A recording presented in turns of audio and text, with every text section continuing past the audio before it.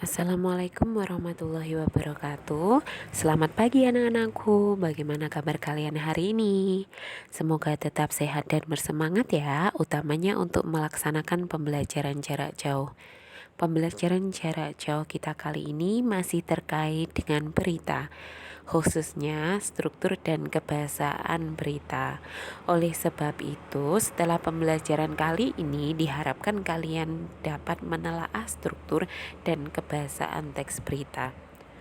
Struktur teks berita ada 3. Yang pertama kepala berita, yang kedua tubuh berita, dan yang ketiga ekor berita. Struktur berita, kepala berita berisi informasi paling penting terkait dengan unsur berita, yaitu adik Simba. Unsur berita disajikan secara singkat, tidak bertele-tele atau langsung pada inti berita. Kemudian struktur tubuh berita berisi informasi lain yang penting masih terkait dengan unsur berita yang ada di kepala berita. Nah, unsur berita tersebut dikembangkan lebih terperinci lagi pada bagian ini. Oleh karena itu, bagian tubuh berita biasanya adalah bagian yang paling panjang karena memuat banyak informasi, khususnya terkait dengan unsur mengapa dan bagaimana. Kemudian struktur berita yang ketiga yaitu ekor berita berisi informasi lain yang tidak terlalu penting, biasanya berisi latar belakang ataupun yang lain.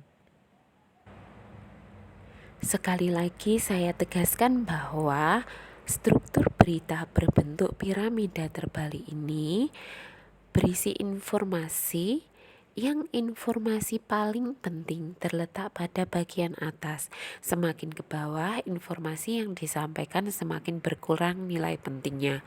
Oleh karena itu, jika kita tidak punya cukup waktu luang untuk mendengarkan atau membaca keseluruhan informasi di dalam berita, dengan hanya memperhatikan bagian awalnya saja, kita telah cukup mendapatkan informasi pokok yang merangkum keseluruhan isi berita.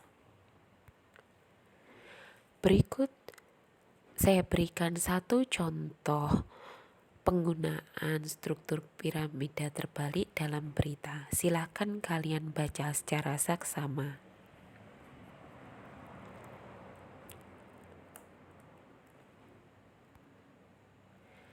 Kalau sudah, mari kita lanjutkan pembahasan kita terkait dengan kebahasaan teks berita. Aspek kebahasaan teks berita ada 6. Yang pertama, penggunaan kata baku, penggunaan kalimat langsung dan tidak langsung, penggunaan konjungsi bahwa, penggunaan fungsi keterangan waktu dan tempat, penggunaan kata kerja mental, dan penggunaan konjungsi temporal.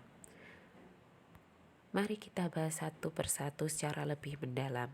Yang pertama terkait dengan kata baku. Apa itu kata baku?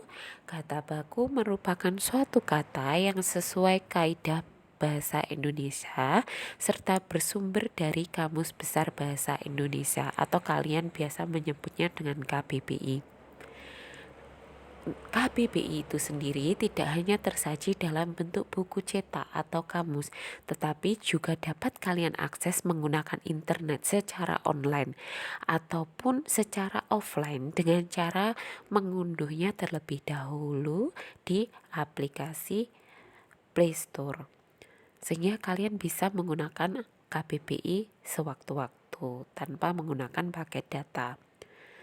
Kemudian bagaimana cara kalian mengetahui suatu kata baku ataukah tidak baku?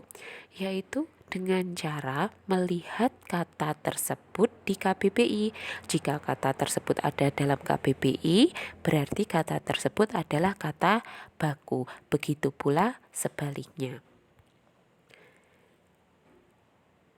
Nah, di sini ada 10 contoh kata.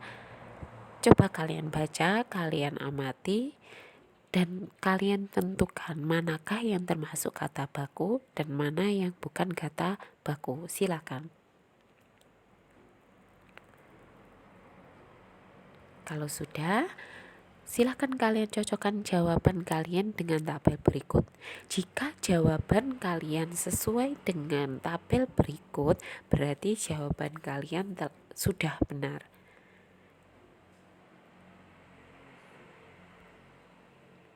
Selanjutnya kita membahas terkait dengan kalimat langsung dan kalimat tidak langsung.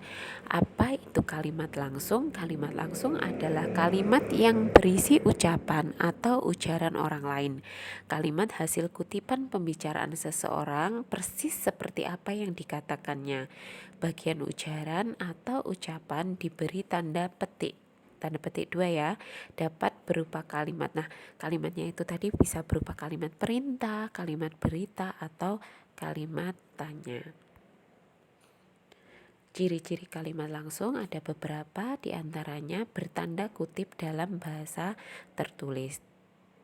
Kemudian bagian kutipan bernada lebih tinggi dari bagian lainnya. Ini seandainya diujarkan. Kemudian bagian pengiring dan bagian petikan langsung dipisahkan dengan tanda baca koma. Ciri yang keempat, jika di dalam petikan langsung menggunakan kata sapaan, maka sebelum kata sapaan diberi tanda baca koma dan huruf pertama kata sapaan menggunakan huruf kapital. Dan ciri yang terakhir, kalimat langsung yang berupa dialog berurutan wajib menggunakan tanda baca titik 2 di depan kalimat langsung. Ini biasa kalian jumpai pada teks drama. Lanjut, di sini ada beberapa contoh kalimat langsung. Nah, susunan kalimat langsung itu biasanya ada 3 jenis ini. Yang pertama biasanya ada pengiring diikuti kutipan, kutipan diikuti pengiring, ada juga kutipan diikuti pengiring, kemudian diikuti kutipan lagi. Silahkan kalian baca contohnya. Nah, yang perlu diperhatikan adalah penggunaan tanda petik pada kalimat langsung itu ya. Itu kalimat langsungnya diapit oleh tanda petik 2, bukan petik 1. Kemudian tanda petik penutup diletakkan setelah tanda baca yang mengakhiri kalimat petikan. Seandainya kalimat tanya ya berarti tanda tanya, seandainya kalimat perintah berarti tanda seru, seandainya kalimat berita berarti tanda titik.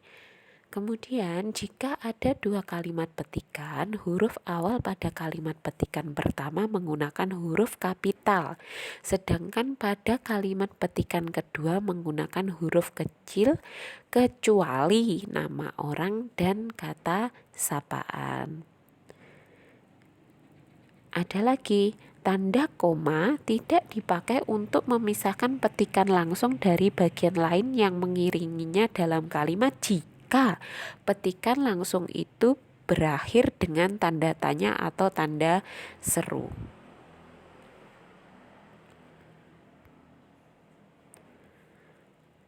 Tadi kita sudah membahas tentang kalimat langsung, sekarang kita membahas tentang kalimat tidak langsung.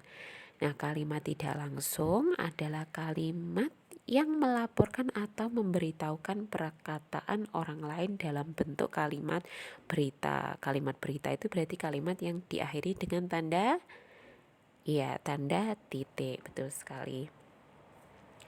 Nah, ciri kalimat tidak langsung ada 2. Yang pertama tidak menggunakan tanda petik. Kemudian terdapat perubahan kata ganti orang. Nah, perubahan kata ganti yang dimaksud adalah kata ganti orang pertama berubah menjadi kata ganti orang ketiga. Jadi kalau ada kalimat langsung ada kata saya, aku, itu nanti berubah menjadi dia atau iya. Kemudian apabila ada kata ganti orang kedua berubah menjadi kata ganti orang pertama. Kalau ada kalimat langsung menggunakan kata kamu, dia, nanti kalimat tidak langsungnya itu berubah menjadi saya atau nama orang. Kemudian kalau ada kata ganti orang kedua dan orang pertama jamak, nanti berubah menjadi kami, kita, dan mereka. Kalau ada kata kalian berubah menjadi mereka atau kami. Selanjutnya aspek kebahasaan selanjutnya yaitu konjungsi bahwa, penggunaan konjungsi bahwa. Fungsi konjungsi bahwa itu sebenarnya ada cukup banyak. Kemudian akan tetapi kalau dikaitkan dengan teks berita itu fungsi konjungsi bahwa adalah mengubah bentuk kalimat langsung menjadi kalimat tidak langsung. Dalam teknik penulisan berita media cetak, lazim ditemui penulisan kalimat langsung yang merupakan kutipan pernyataan dari narasumber. Mari kita lihat contoh pada kalimat langsung. Andi mengatakan, "Aku akan pergi ke sekolah besok." Jika diubah menjadi kalimat tidak langsung menjadi Andi mengatakan bahwa ia akan pergi ke sekolah besok. Selanjutnya ada kata kerja mental. Apa itu kata kerja mental? Kata kerja mental adalah kata kerja yang terkait dengan kegiatan dari hasil pemikiran. Kata kerja mental tidak menunjukkan aktivitas fisik yang dapat dilihat secara nyata. Contohnya, kata memikirkan, membayangkan, berasumsi, berpraduga, beranalogi, dan lain-lain. Aspek kebahasaan selanjutnya yaitu penggunaan fungsi keterangan waktu dan keterangan tempat. Nah, penggunaan fungsi keterangan waktu dan tempat ini sebagai konsekuensi dari perlunya kelengkapan unsur berita kapan dan di mana. Saya berikan contoh ini keterangan waktu dan keterangan tempat berdasarkan berita yang tadi yang sudah saya tampilkan sebelumnya. Contoh keterangan waktu Senin siang, contoh keterangan tempat di depan SPBU Caruban. Kemudian aspek kebahasaan yang terakhir yaitu penggunaan konjungsi temporal. Nah, konjungsi temporal adalah kata hubung yang berkenaan dengan waktu. Konjungsi temporal ini berfungsi untuk menjabarkan peristiwa secara kronologis. Maksudnya kronologis adalah menurut urutan waktu. Apa contoh konjungsi temporal? Contohnya ya dalam kata sebelumnya, kemudian, lalu, selanjutnya, dan lain-lain. Sudah, sekian pembelajaran hari ini. Semoga bermanfaat. Apabila ada salah kata saya mohon maaf. Selamat belajar. Wassalamualaikum warahmatullahi wabarakatuh.